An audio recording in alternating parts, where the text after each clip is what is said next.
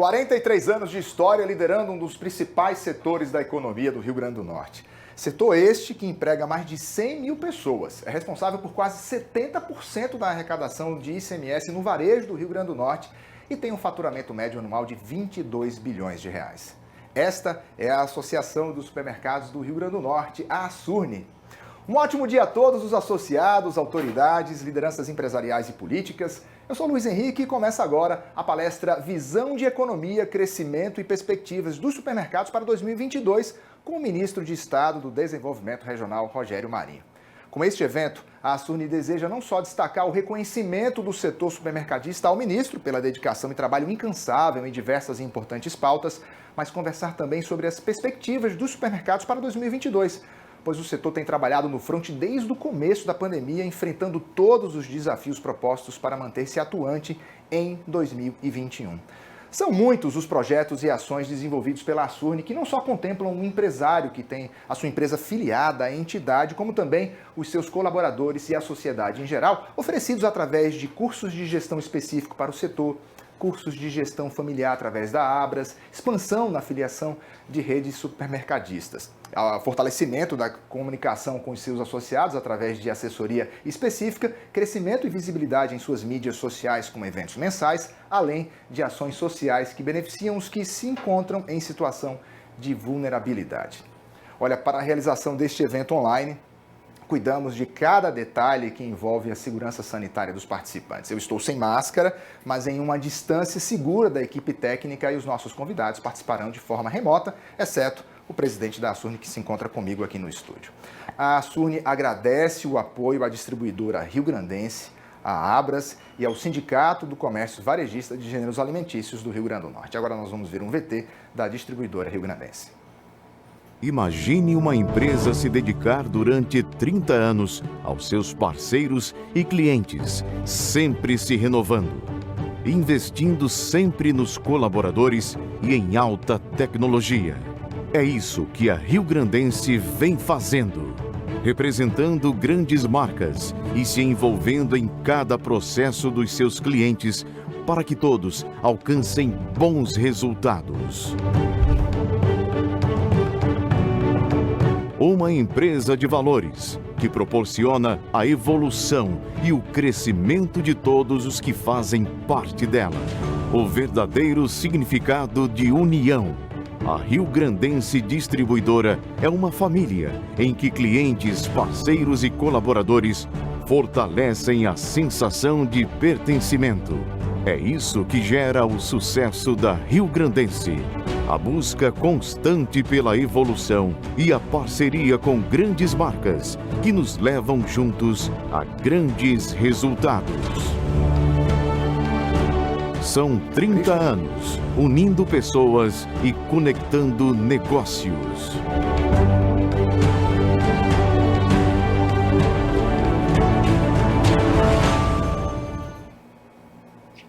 E para saudar a todos, ouviremos neste momento a palavra do nosso anfitrião, presidente da ASURNE, Gilvan Michelson. Bom dia a todos. Gratidão e respeito são sentimentos nobres e sempre que possível é bom e pertinente externá-los. Primeiramente, quero agradecer a Deus, o dom da vida de todos aqui presentes, respeitando sempre a dor e a saudade daqueles que nos deixaram de maneira tão repentina em virtude da pandemia. Agradecer a todos os nossos associados pela confiança depositada em nossa diretoria e na nossa equipe da ASURNE, que não mediu esforço para a realização deste evento. Nosso muito obrigado.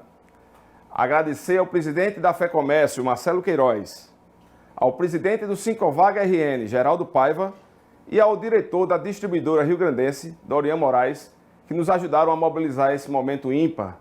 Nosso muito obrigado.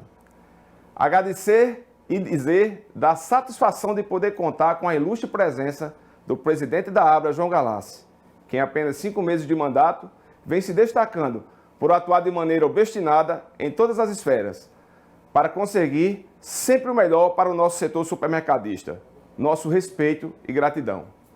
Agradecer ao excelentíssimo senhor, ministro do Desenvolvimento Regional, Rogério Marinho, pela disponibilidade de sempre para com seus conterrâneos, e por representar os potiguares de forma tão digna e competente. Nosso respeito e gratidão. Esse evento hoje é mais uma ação da Asurne, com o objetivo de trazer conhecimento e atualizar os nossos associados, ao mesmo tempo que fortalece e ressalta a importância da nossa associação. É o reconhecimento da relevância do nosso setor perante a economia e perante a sociedade. Há quase 1 ano e meio, estamos enfrentando momentos de turbulência, de incerteza, de insegurança. Mas mesmo com as dificuldades, o nosso setor nunca parou. Nunca parou porque temos como missão garantir o abastecimento da população. Não parou porque temos o dever moral de manter os empregos e a comida na mesa dos trabalhadores. Não parou porque somos essenciais. Não foi e ainda não é fácil, mas enfrentamos o desafio diariamente. Mas para que continuemos atuando, se faz necessário a compreensão por parte dos órgãos do governo, com o objetivo de mantermos o nosso pleno funcionamento, sem restrições às nossas atividades. Até porque somos um dos principais setores na arrecadação de impostos para as diferentes esferas de governo. Quero aproveitar esse momento para ressaltar o time de guerreiro de colaboradores que se mantiveram bravamente presentes em seus postos de trabalho, atuando na linha de frente com ainda mais empenho e coragem. E para que toda essa engrenagem funcione, nós tivemos que nos adaptar às mudanças. Investimos em protocolos de segurança, reforçamos as medidas de proteção das lojas, capacitamos os nossos colaboradores, afastamos os profissionais do grupo de risco, orientamos os nossos clientes. Tudo o que esteve ao nosso alcance para garantir a saúde daqueles que estão em nossas lojas todos os dias. Mas fomos além da prestação de serviço. Adotamos ações sociais com o objetivo de minimizar o impacto financeiro causado pela pandemia na vida de famílias potiguares. Disponibilizamos nossas lojas como pontos de coleta para doações. Fizemos as nossas próprias contribuições, com entregas de cestas básicas a famílias em situação de vulnerabilidade em todo o estado. Também doamos equipamentos hospitalares para garantir a abertura de leitos em momentos em que pessoas aguardavam vagas para lutar pela sua vida. Finalizando minhas palavras, peço aos nossos estimados associados que continuem oferecendo um serviço de excelência e contribuindo de maneira protagonista para a retomada econômica do Rio Grande do Norte, do Nordeste e do Brasil. Sejam todos bem-vindos e muito obrigado. Muito obrigado, presidente. Nós vamos agora direto ouvir a palavra do presidente do Sistema Fé Comércio, Marcelo Queiroz.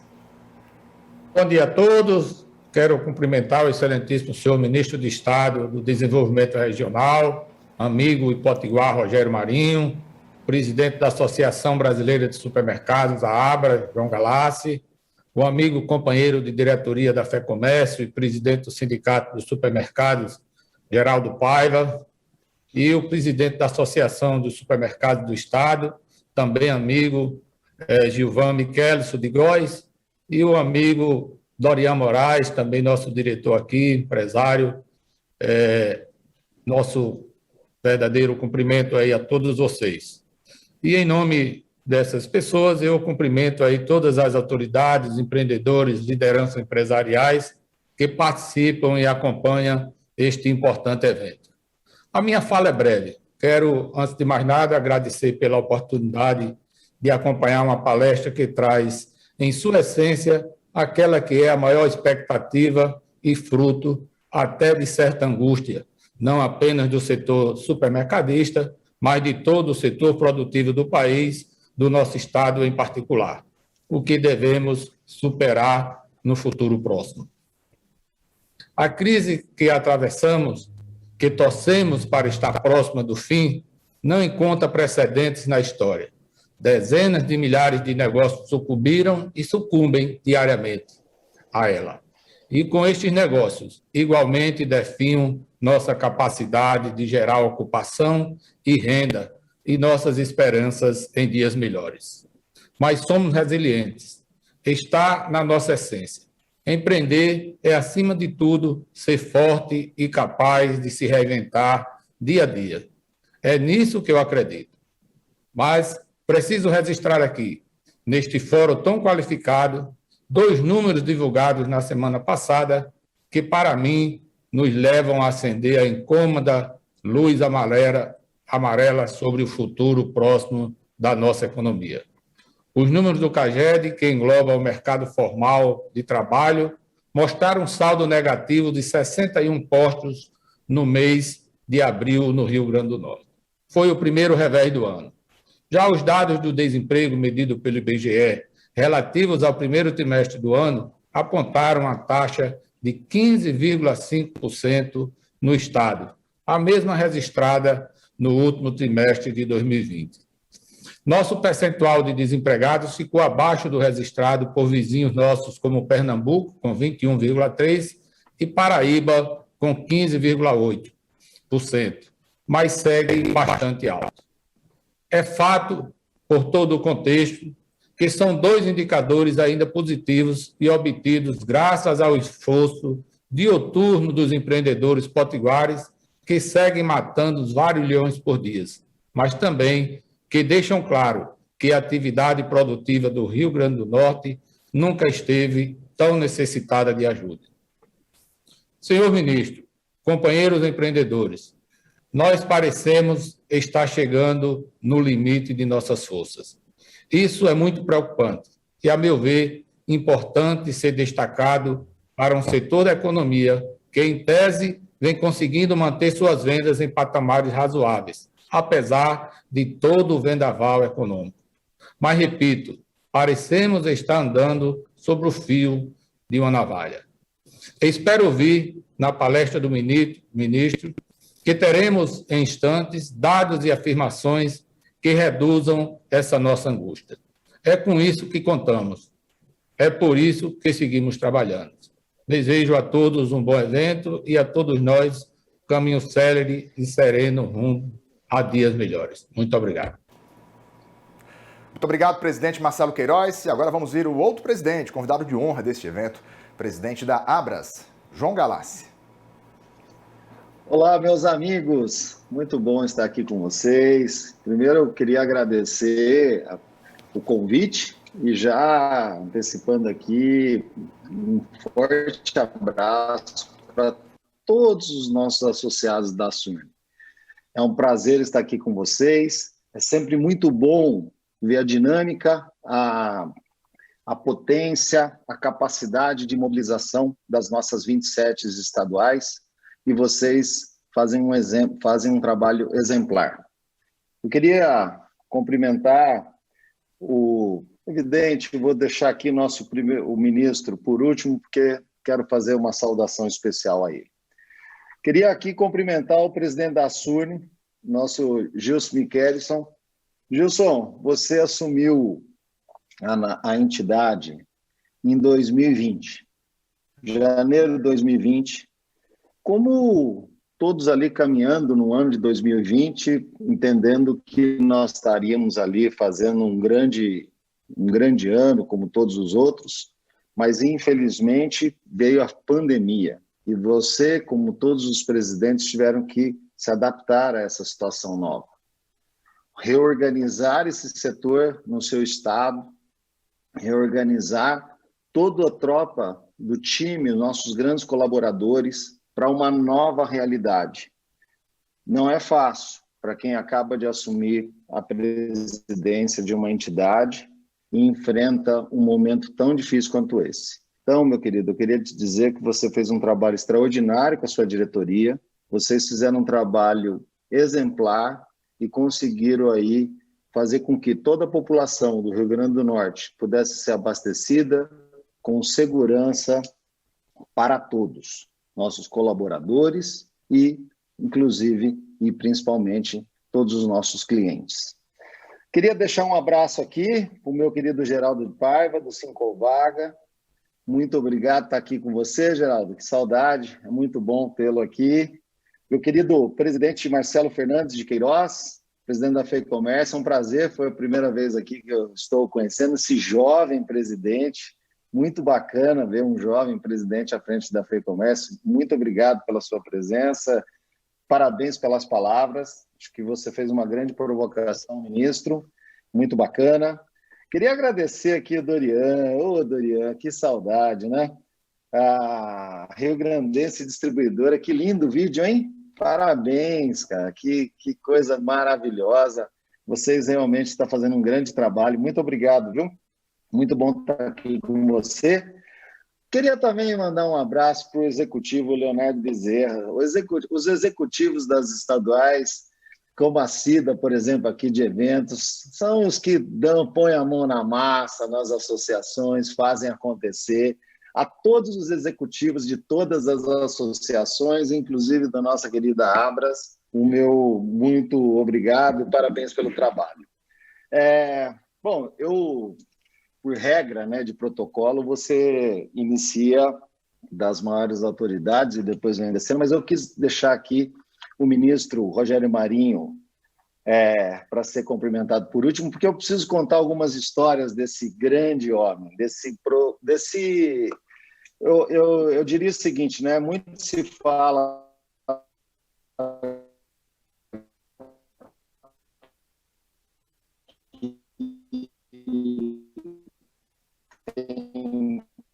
muitos políticos, né? Uma pessoa capaz, competente. Eu não sei se travou para vocês. Tá tudo bem? Tudo bem? Posso continuar? Tive uma sensação aqui que travou.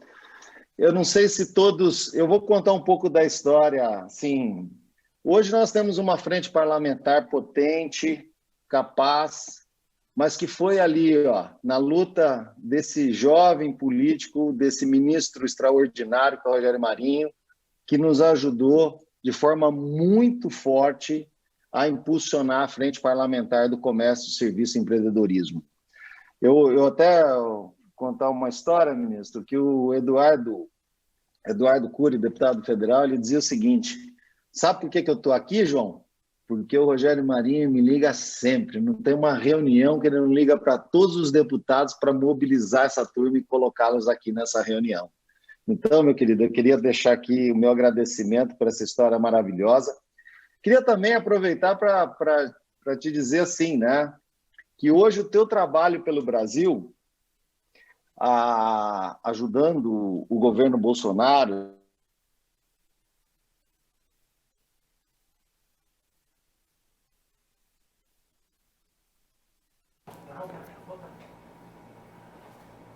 Olha, presidente, nós estamos com um desafio técnico aqui nesse momento. Isso tem a ver com a estrutura de internet, infelizmente, do presidente. Vamos fazer uma última tentativa? Vamos lá? Infelizmente caiu. Olha, então faremos o seguinte. Todos os demais ministros, pelo trabalho que você faz. Presidente. Tinha travado? Presidente, me ouve, né, nesse momento? Presidente, houve uma pequena interrupção aí de cerca de 20 segundos. Então, vamos retomar a sua linha de raciocínio. Eu estarei sempre aqui lhe deixando à vontade e agora vai dar certo. Tá ótimo. Bom, eu estava comentando aqui, não sei se eu já estava nessa parte, vocês perderam, mas eu estava comentando aqui como eu acompanho o trabalho do ministro Rogério Marinho. Rogério Marinho, ele divulga, chega no meu celular toda semana, as inaugurações, os trabalhos e as obras que ele faz por todo o país. Ministro, você sabe uma das coisas que mais me chama a atenção no teu trabalho, que me encanta, é que através dos seus vídeos eu conheço um pouco mais do país. Porque vocês estão fazendo obra, não é só na onde todo mundo vê, é na onde nós não temos a capacidade, ou não temos o conhecimento, ou não temos a dinâmica do dia a dia de saber que aquela ponte, que aquela obra, que aquela estação foi feita num lugar tão importante que está fora do escopo das grandes cidades, dos grandes jornais, dos grandes noticiários. Eu estou conhecendo o Brasil pelo seu trabalho. É um trabalho digno, maravilhoso e que tem muito valor para o nosso setor, por ver, e principalmente para o nosso país, porque todos os brasileiros estão acolhidos com o seu trabalho. Eu fico muito feliz em perceber, ver e acompanhar um trabalho tão extraordinário que você tem feito pelo nosso país. Muito obrigado. E eu acho que o ministro, na minha posse lá como presidente da Abras em dezembro, ele deixou uma provocação que eu acho que norteia um pouco o nosso trabalho aqui na Abras, nesses 5 meses. O ministro disse uma frase que aqui eu vou traduzir, ministro, para uma expressão da minha avó. Você usou um outro termo, mas o significado é o mesmo. Minha avó dizia que, e você disse isso em outras palavras, que o setor é um elefante amarrado, no meu caso aqui, na visão da minha avó, no que eu conheci da minha avó, a um pé de alface. Ou seja, um setor tão potente, tão capaz. E por que tão capaz? Vou dar alguns dados aqui do nosso último ranking. 28 milhões de pessoas atendidas diariamente por esse setor. 3 milhões de colaboradores. 7,5% do PIB. 554 bilhões de faturamento.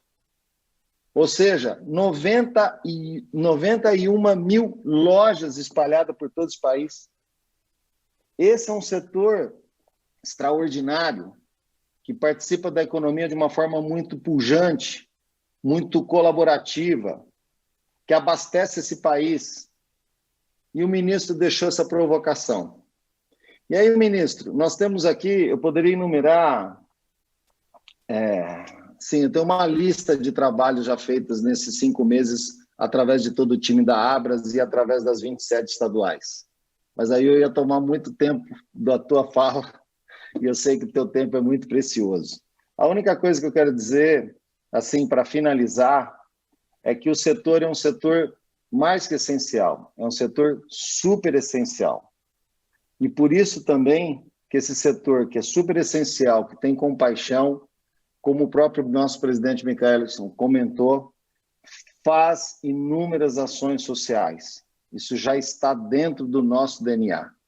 E para reforçar esse trabalho, nós lançamos a Doação Superessencial, uma campanha que está tomando todo o país, que está envolvendo muitas autoridades, está envolvendo toda a sociedade, numa frente de muita contribuição com a sociedade nesse momento tão difícil.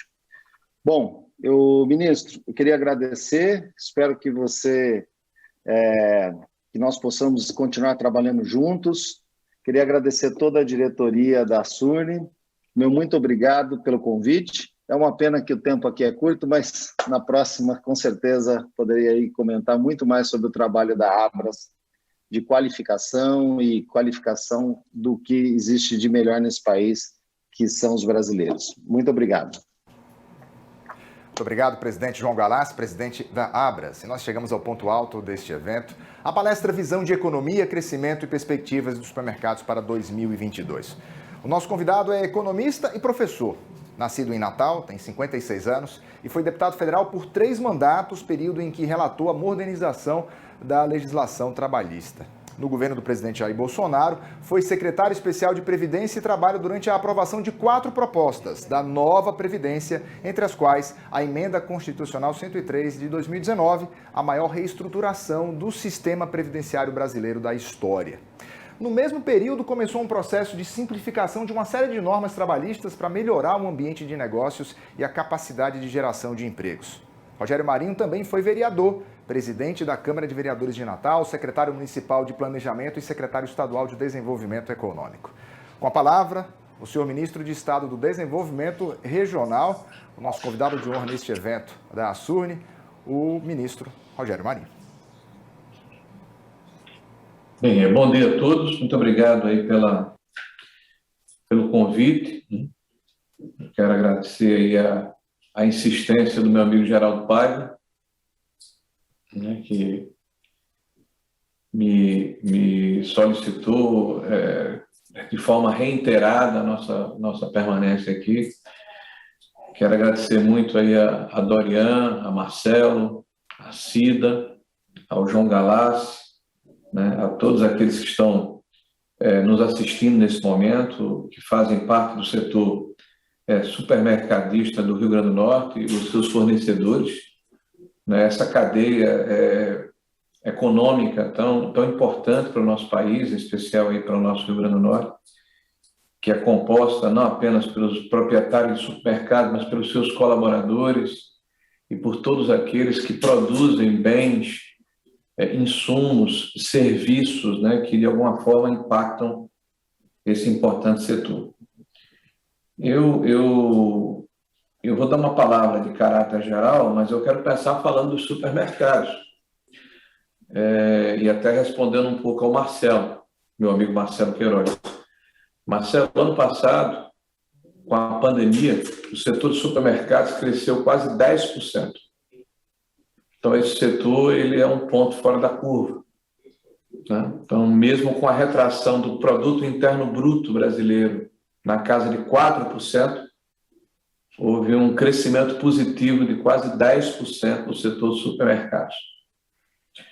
E não foi por acaso. O governo federal tomou uma série de medidas que, ao mesmo tempo que preservou minimamente a rigidez da nossa economia, se incomodou e se preocupou com a saúde das pessoas, distribuindo recursos para estados e municípios para que eles pudessem enfrentar essa catástrofe que se abateu sobre o mundo inteiro. Não por acaso se chama pandemia e não epidemia, né? É uma questão de caráter global que acometeu igualmente países ricos e pobres por todo o país, por todo o mundo. O aporte de recursos para estados e municípios foi superlativo, bem acima da normalidade. Mas, além disso, se investiu mais de 300 bilhões de reais em auxílio a vulneráveis, e boa parte desse recurso se traduziu em compra de alimentos. Porque os mais pobres, eles, via de regras, eles poupam menos e consomem mais alimentos, gêneros de primeira necessidade, e também insumos na área de construção civil, que foram, não por acaso, os dois setores, né, que se posicionaram de uma forma bem diferente da maior parte da economia nacional. O governo também investiu fortemente na preservação dos empregos, quase 50 bilhões de reais que permitiram que, mesmo no ano atípico, nós terminássemos o ano com uma geração de 140 mil postos de trabalho no mercado formal, a mais do que tínhamos em dezembro de 2018, de 2019, o princípio do ano anterior à pandemia. Esse ano, em janeiro desse ano, comparando com janeiro do ano passado, o setor supermercadista cresceu 12%. 12%. E fevereiro, quase 6%. Né? Em consonância com as mudanças das expectativas que os pessimistas tinham com a economia brasileira. Né? Nós já estamos vendo vários bancos de varejo e de atacado e investidores redefinindo os índices de crescimento do país, que inicialmente eram de 3% para 5% e até 5,5%. Então, isso é uma demonstração de vitalidade da nossa economia. E não é por acaso, nada por acaso. Essa mudança começa no segundo semestre de 2016. Lembrem-se que, neste período, e vamos contabilizar como se fosse um ciclo de mudança que se inicia e que não acabou, nós tivemos a reforma trabalhista, nós tivemos a lei de responsabilidade fiscal, nós tivemos a modernização de uma série de marcos regulatórios, marcos ambientais, marcos do gás, marcos do saneamento. Nós temos aí uma série de projetos que já estão sendo votados na área de cabotagem, na área de energia, né? Projetos que permitem que o Estado brasileiro, ao longo desses 6 anos, possa se preparar, e de fato se preparou, para ter um ambiente de negócios mais seguro, mais confiável, que permita a atração de investimentos tanto das pessoas que aqui moram, como das pessoas que moram fora do país. Muito ainda há que ser feito. Nós estamos aí no limiar de uma nova reforma tributária. nós sabemos que esse é um principal problema hoje, um dos mais importantes problemas que impedem que nós tenhamos um desenvolvimento mais sólido, um crescimento mais orgânico e sustentável. Mas essa é uma ação que, com certeza, deverá ser amadurecida dentro do projeto de negociação, porque atinge o conjunto da sociedade brasileira. Todos vão ser, de alguma forma, impactados pelas mudanças de uma reforma tributária. Desde a questão da necessidade de se sofrear um pouco essa condição normativa que a Receita tem, né, onde ela interpreta a legislação de tal forma e com tal sofreguidão que gera uma instabilidade, uma insegurança jurídica, né, de previsibilidade para quem faz o seu planejamento tributário, né, até a necessidade da simplificação dos tributos para reduzir a necessidade de alocação de mão de obra, que chega em alguns casos até 3%, 4%, 5% de cada empresa nos seus departamentos tributários e financeiros em função da complexidade do nosso regime tributário. Então, sem dúvida nenhuma, é um desafio que precisa ser levado em consideração nesse processo de melhoria da nossa economia. A reforma administrativa, que apesar de não ter um impacto de curto prazo, a gente tem que pensar no Brasil como um legado para os nossos descendentes, um país melhor para nós morarmos e para os nossos filhos e netos morarem. Eu não quero mudar esse país, eu não quero mudar de país, eu quero mudar esse país. Eu acho que essa é a palavra de ordem, mudar o país para melhor, continuar as reformas, continuar a modernização. Que me permitam, sem entrar aqui na questão do partidarismo, essa onda, essa tração que foi dada desde 2016 não pode parar, não pode haver retrocessos, não pode haver volta atrás, não pode haver situações que nos coloquem numa posição de voltarmos ao corporativismo, de voltarmos a legislações que não nos ajudam. As mudanças que foram feitas têm que ser preservadas porque passaram a ser patrimônio do povo brasileiro. Por isso a gente tem lutado muito para manter, aprofundar e continuar a modernizar o nosso país.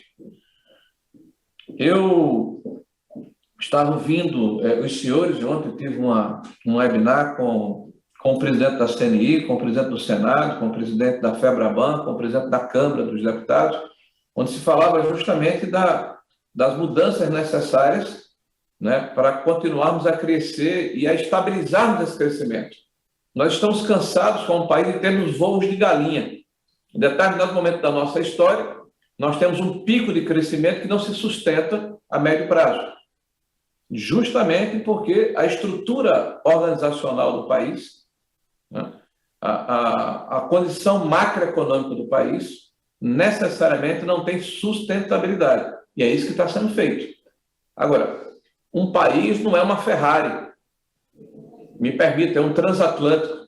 Então, a correção de rumos ela é gradual, sobre risco de nós darmos um cavalo de pau e derraparmos na pista. O Rio Grande do Norte é um estado extraordinário. E já respondendo aqui uma das perguntas que nos foi feita, né? É um estado que, pela sua dimensão territorial e pelas suas potencialidades econômicas, tem a condição de ser um Uruguai, um estado de Santa Catarina. Agora, nós temos a necessidade de termos a coragem de ousar. Ousar. E quando você ousa, você necessariamente agride o establishment. Você quebra condições em que determinados segmentos da sociedade se sentem encastelados. E aí falo das corporações de uma maneira geral, para não sermos aqui muito específicos, para não gerarmos controvérsias. Né? Nós temos que ter a coragem de sairmos da caixinha. O Estado do Rio Grande do Norte tem perdido a oportunidade do ponto de vista econômico, do ponto de vista de competitividade com os nossos estados vizinhos, porque nós sequer saímos do estágio de que o Estado do Rio Grande do Norte hoje administra a folha de pagamento, não tem capacidade de investimentos. Tá? Então, quem quer que administre o Estado tem que enfrentar este problema e não tem enfrentado, tem varrido para debaixo do tapete. Tá? Então, qualquer país do mundo, qualquer Estado do mundo, ele precisa ser bom para as pessoas que moram nele para poder atrair outras pessoas para visitá-lo. Essa máxima serve para os empresários locais. O Estado tem que ser um local bom para os empresários locais investirem, porque isso cria um ambiente adequado para trazer outros investidores. Né? Isso é um ciclo virtuoso dentro do processo econômico. O ano passado, logo após a aprovação do marco do saneamento, né, nós tivemos 5 leilões. Esses 5 leilões permitiram investimentos na área de tratamento de esgoto e tratamento de água de 70 bilhões de reais. Quer dizer, é o maior investimento dentro de um tempo cronológico que aconteceu no Brasil desde sempre. Nós temos 100 milhões de brasileiros que não têm tratamento de esgoto. E o Rio Grande do Norte é um estado, inclusive, padece muito da falta de tratamento de esgotos. Nós temos 35 milhões de brasileiros que não têm água tratada. O Rio Grande do Norte tem 92% do seu território no semiárido nordestino. Nós temos problema de fornecimento de água em toda a região do Siridó, que é intermitente, apesar de ter ligação com a própria companhia de saneamento local. Mas em determinadas épocas do ano, passam 2, 3, 4 meses sem chegar água na torneira das pessoas, graças à deficiência da conservação do sistema de adutoras. Isso acontece na região oeste do estado, isso acontece na região agreste do estado, isso acontece na região central do estado. Então, a exceção da capital e da região metropolitana, praticamente todo o estado do Rio Grande do Norte vive num estado de emergência crítica de fornecimento de água. E isso é um fator restritivo de crescimento econômico, de crescimento social, de diminuição da pressão sobre o sistema de saúde pública, do estabelecimento de empresas na área do comércio, da indústria de serviços. Segurança hídrica é um fator civilizatório. Tá? E é necessário que o Estado entenda que é importante ter foco no que significa mudança de verdade no Estado do Rio Grande do Norte, já que estamos falando, né, para o segmento específico dos supermercados do Estado. E o segmento sabe que quanto melhor a renda dos norte-rio-grandenses, maior a possibilidade de termos resultados favoráveis na comercialização dos produtos. E essa renda ela se altera na hora que o Estado cresce. E o Estado cresce se o ambiente negocial for adequado e houver infraestrutura para que novos negócios se estabeleçam nos territórios geográficos. Então, é o que eu chamo de ciclo virtuoso.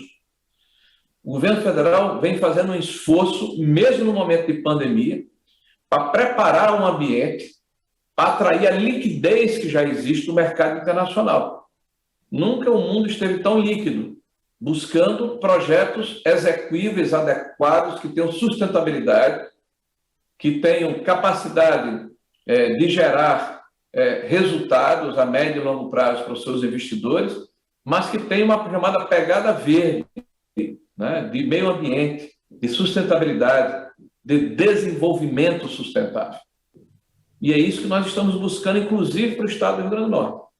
Todo o trabalho que nós estamos fazendo aqui no nosso Ministério tem a espinha dorsal da segurança hídrica. Eu quero agradecer, João, ao seu depoimento. Você é uma pessoa muito querida, e aí a generosidade do seu depoimento também tem que ser descontada, né? Mas o que a gente tem feito é procurado dar aos brasileiros, dentro da nossa missão de Ministro do Desenvolvimento Regional, essa condição de emancipação. Então, quando a gente fala de tratamento de esgoto, água tratada, habitação, infraestrutura hídrica, dessalinização de poços, perfuração de poços, governabilidade, né? Tratamento da defesa civil, né? A questão da legalização fundiária para impedir ou melhorar a questão das áreas que são invadidas e são degradadas, e são os primeiros vitimados quando há uma catástrofe climática. Quando chove muito, quem está nas encostas, quem está nas áreas alagadas são os primeiros a sofrer. Então, todo esse processo que nos dá hoje uma amplitude de 26 mil obras ativas hoje no Brasil, em 4.900 municípios, que faz com que eu saia todas as quintas e sextas-feiras aqui de Brasília para percorrer o Brasil, para conversar com as pessoas, para entender as suas necessidades, de um governo que tem um presidente que tem um desprendimento de utilizar os recursos públicos a favor daqueles que mais precisam. Nós não temos aqui, como tínhamos anteriormente, de 5 a 6 bilhões de reais para investir em propaganda. A propaganda e a visibilidade das nossas ações se dá de uma forma, eu diria, bastante amadora. Os vídeos que eu mando para alguns amigos, as nossas redes sociais, nós sequer temos agência de propaganda nesse ministério. O ministério que tem um tamanho, amplitude e a capilaridade que tem o Ministério do Desenvolvimento Regional. Vamos ver se a gente contrata um para o final do ano. Nem sequer agência de propaganda nós temos aqui. Então, nós estamos aqui imbuídos de um sentimento de missão, tá? De fazer as coisas acontecerem. Eu lembro aos senhores que hoje, mais do que nunca, nós estamos vivendo um processo em que todos temos que saber que o inimigo é o vírus. Mas esse processo está sendo violentamente politizado. O Rio Grande do Norte, por exemplo, ontem saiu a notícia que a Copa América poderia ir para o Rio Grande do Norte. Todos os jogadores são vacinados. Todos os membros do staff são vacinados. Os jogos não têm público. Não podem ter. Está havendo um campeonato estadual. Vai haver a Copa do Brasil. Tem a Copa do Nordeste. Quer dizer, não é falta de futebol no Rio Grande do Norte. 4 jogos da Copa América, qual é o benefício que Natal e o Rio Grande do Norte teria? Mídia espontânea no mundo inteiro. Só. Mas aí o processo passa a ser politizado. Como se os jogadores vacinados pudessem, de alguma forma, infectar as pessoas que moram no Rio Grande do Norte, como se não tivesse futebol. Ora, quem fala isso é porque não acredita na vacina. Quem fala isso é porque não acredita nos testes. Quem fala isso é porque é negacionista. Aí sim, é negacionista.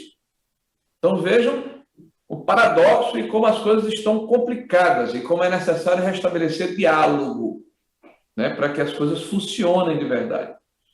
O governo tem feito um esforço em mandar vacinas. Nós somos o 4º país do mundo que mais vacina em termos absolutos. E já temos quase 20% da população vacinada.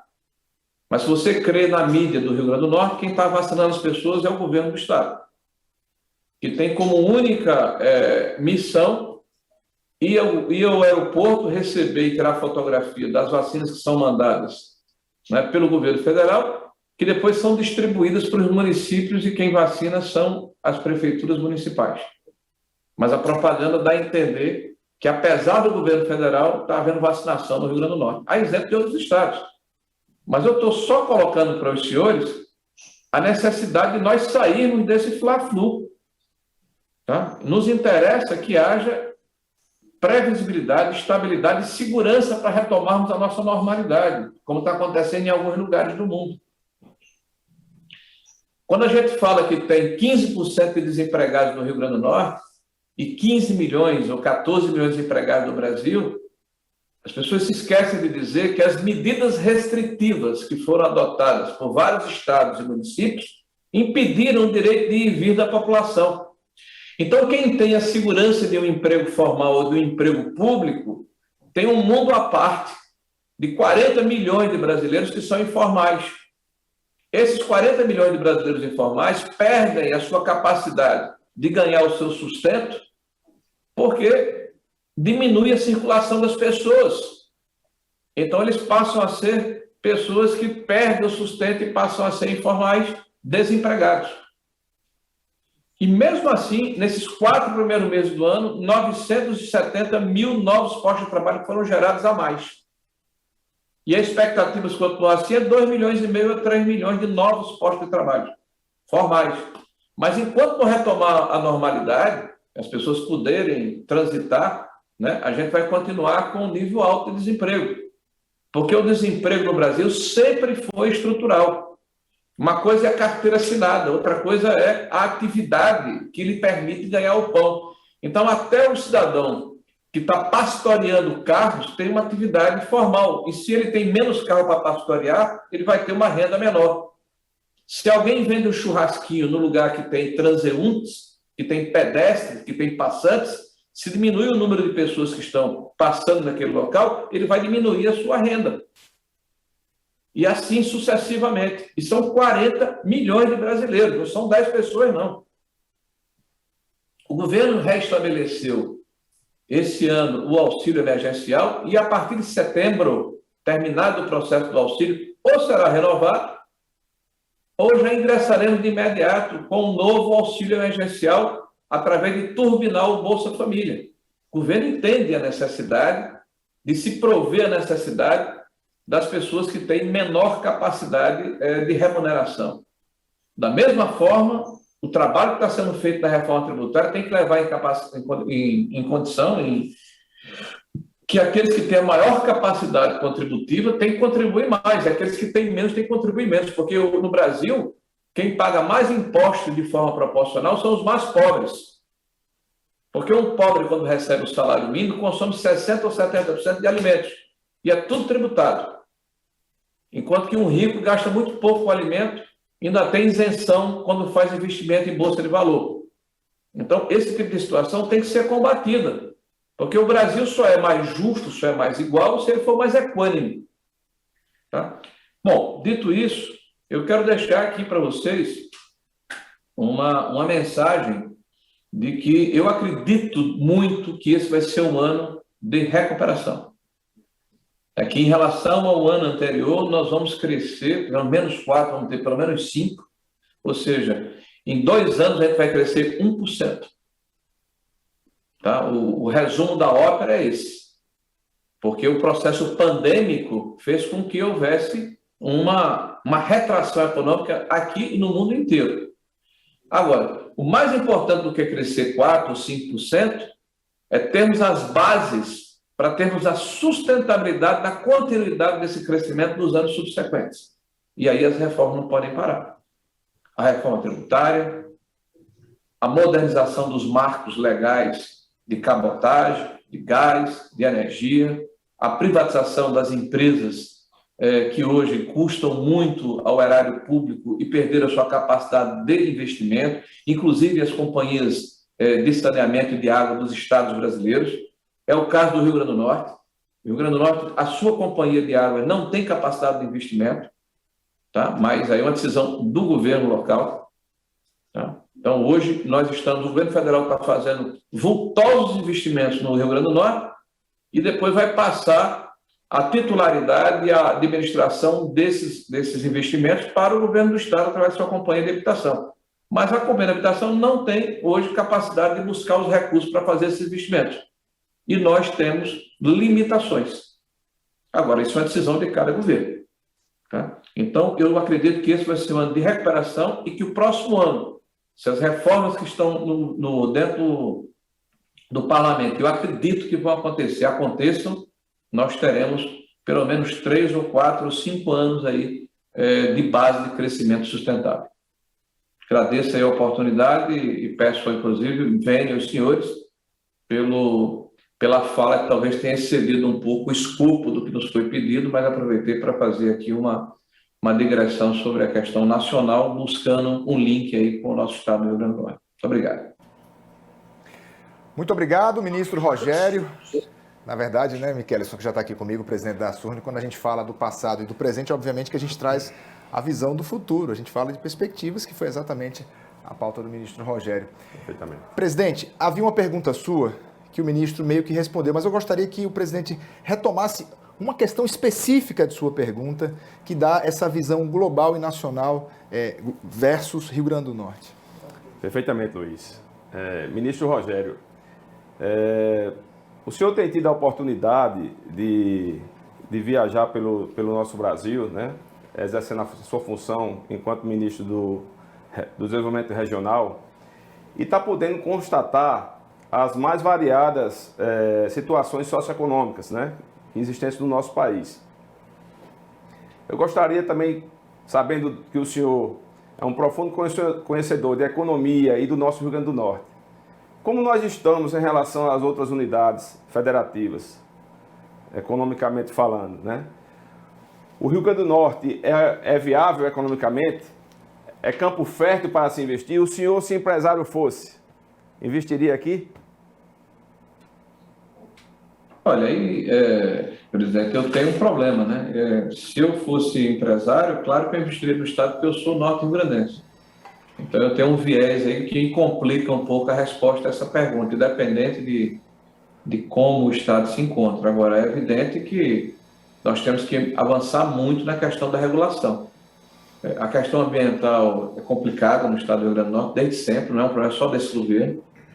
Dezenas de bandeiras de empresas de grande porte no Brasil, do mundo inteiro, quiseram se instalar na área de resorts aí no estado e não tiveram êxito, não tiveram sucesso, né? Há uma necessidade de você ter uma maior agilidade nessa questão do licenciamento e menos ideologia nesse processo. O Estado ele padece de uma questão de infraestrutura e isso tem que ser uma preocupação do governo, mas como uma questão fulcral, né? Se um Estado como o nosso não tem porto, dificilmente ele vai concorrer na atração de empresas de infraestrutura, né? Já que nós disputamos com Pernambuco e com o Ceará, que tem portos de grande porte, né? E economias mais estabilizadas do que a nossa, né? Agora, o Rio Grande do Norte ele é um estado de potenciais maravilhosos. Nós temos minas de calcário que, se todo o mundo fechasse as suas minas de calcário, aí serve para João Galácio, viu? Nós teríamos condição de produzir cimento por 400 anos para o mundo inteiro. É um número tão superlativo que parece assim grosseiro de falar, né? Nós temos ferro, que pode ser beneficiado e enriquecido, mais de 1 bilhão de toneladas de ferro, no estado pequeno como o nosso. Hoje, a tonelada de ferro está a $200, né? A gente pensou em fazer projetos quando era $70, $80, quer dizer, está em $200, e dificilmente esse preço vai baixar nos próximos 5 ou 6 anos, e qualquer decisão de investimento se leva em consideração o longo prazo. Nós temos petróleo, nós temos gás, nós temos sal, nós temos uma área agricultável de um dos solos mais ricos do mundo, que é a Chapada do Apodi. Segundo a FAO, da ONU, né, nós rivalizamos com 2 ou 3 lugares do mundo inteiro, em termos de fertilidade de solo. Um solo plano, onde não há necessidade de correção, onde há a possibilidade de se fazer a mecanização. Nós, inclusive, homologamos hoje aqui o canal do Apodi, a licitação do canal do Apodi. No dia 24 de junho estaremos no Rio Grande do Norte dando a ordem de serviço dessa obra, que vai permitir que um dos braços do São Francisco atravesse a Chapada do Apodi. Nós estamos falando aí da possibilidade de abrirmos uma nova fronteira agrícola de 800 mil hectares. Se você levar em consideração que 1 hectare de fruticultura gera 2,5 empregos, faça a conta. Você vai ver aí a nossa possibilidade de empregabilidade de quase metade da população do Rio Grande do Norte se toda essa área fosse utilizada. Então, nós somos um estado em que temos pedras ornamentais que são retiradas aqui em estado bruto e levadas para serem beneficiadas do Espírito Santo, em Minas Gerais. Quer dizer, todo o nosso granito, o nosso calcário, há uma necessidade de se fazer um trabalho de beneficiamento. Nós temos aí toda uma costa de 400 e tantos quilômetros de uma indústria sem chaminés, onde o saneamento é essencial em conjunto com a infraestrutura para permitir que essa costa seja incorporada por aqueles que moram no estado e pelos nossos visitantes, que é uma costa diferenciada em termos de diversidade, de beleza. Nós temos aí uma região como a região do Siridó, que tem uma cultura e tem uma economia completamente diferenciada em termos de gastronomia, em termos de confecção, em termos de diversidade que precisa ser potencializada.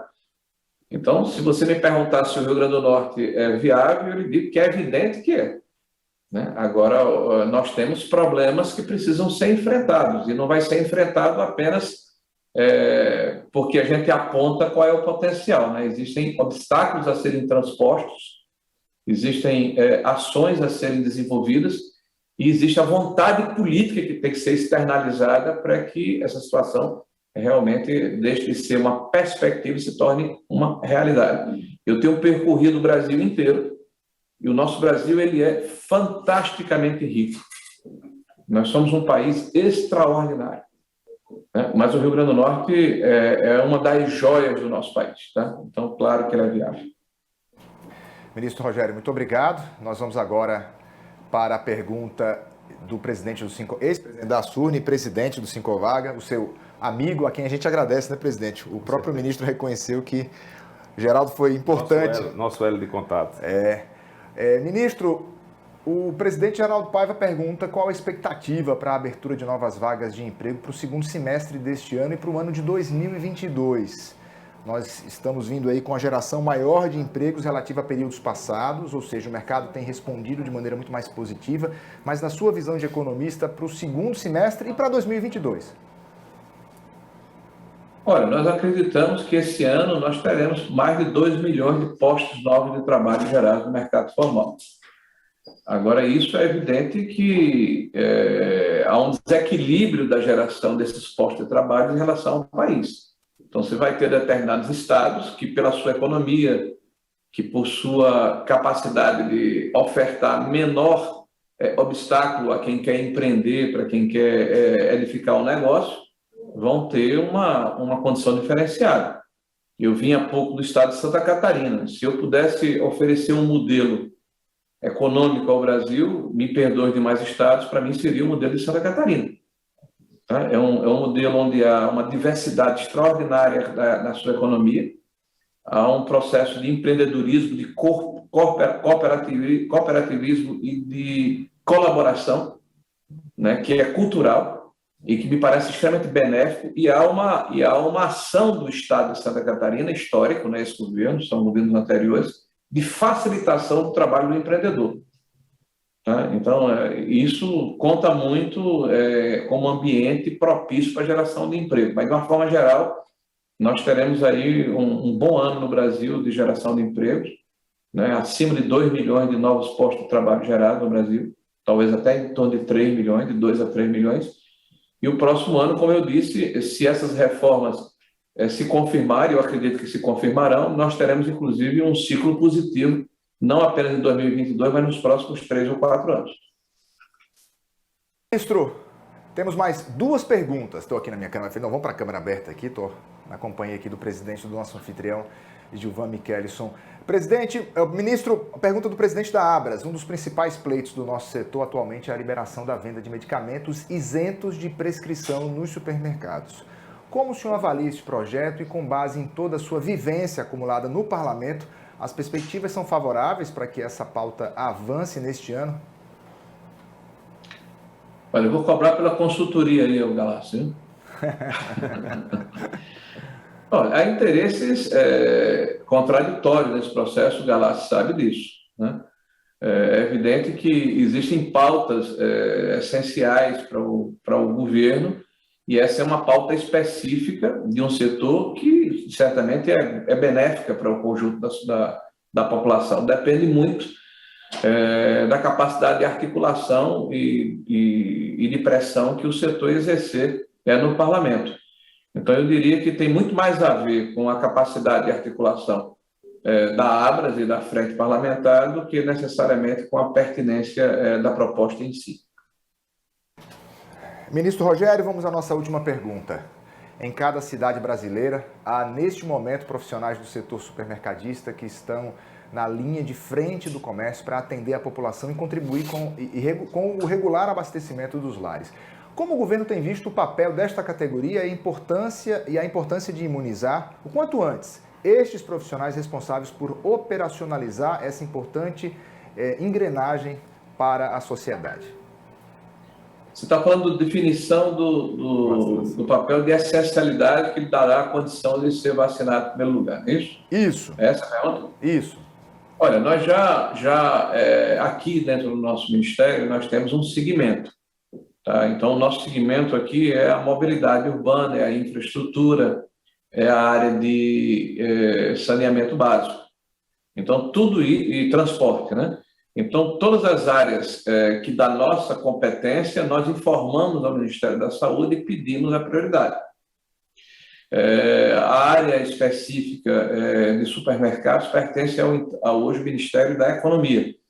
Então, eu, sinceramente, nessa situação, eu considero que é essencial, mas eu não tenho os elementos para responder, porque está fora da minha égide e da minha ação. ok? Então eu posso até me inteirar a respeito do assunto, mas hoje eu não teria como dizer isso, acho que é justo.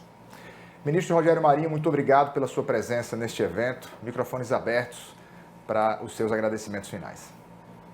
Bom, quero agradecer a vocês aí pela paciência com que me ouviram, né? Terminei falando um pouco mais do que devia, pela oportunidade de estar me dirigindo aqui não apenas ao nosso presidente Galás, que representa os supermercados como um todo, mas em especial a todos aqueles que são empreendedores que geram emprego, renda e oportunidades no nosso estado do Rio Grande do Norte.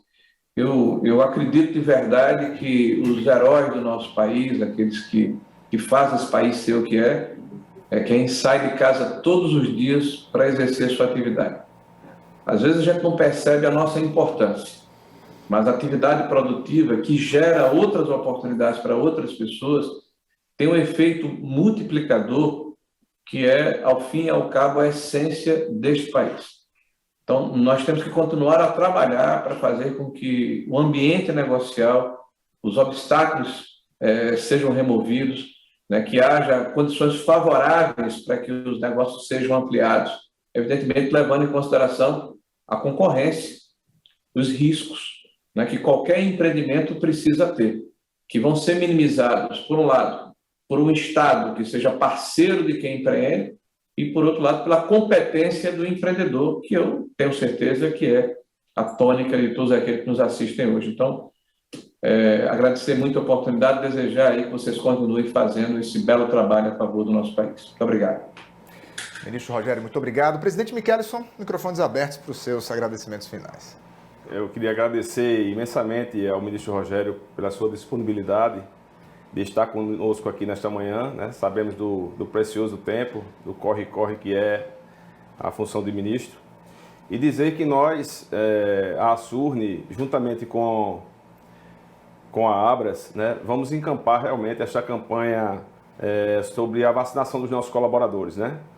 E contamos, ministro, com a sua força, junto aos ministérios, junto ao presidente, para que seja incluso no PNI, tá certo? Então a gente vai somar forças para que o nosso clamor seja ouvido.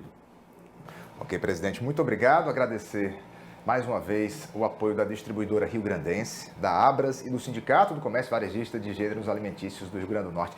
E a você que nos acompanhou até o momento, nosso muito obrigado. Nos vemos em breve em mais um evento da Asurne direcionado aos seus associados. A você que esteve presente ao longo de todo esse evento, aos nossos convidados de honra, um grande abraço e até um ótimo dia e até uma próxima oportunidade.